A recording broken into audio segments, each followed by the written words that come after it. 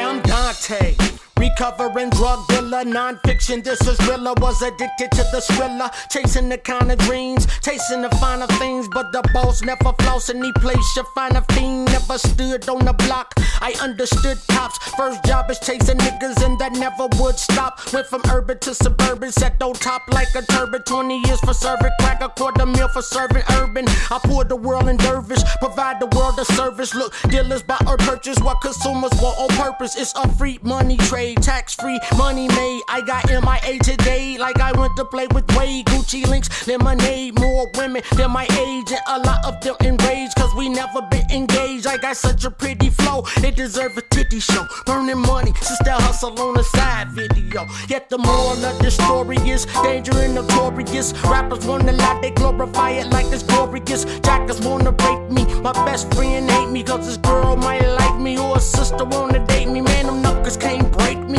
Police snuck and take me. My ex called them on me just cause I ain't fucked her lately. Had 7 different cushions. Niggas in my bushes, doorbells went anytime a nigga pushed it, man, they tied up my granny.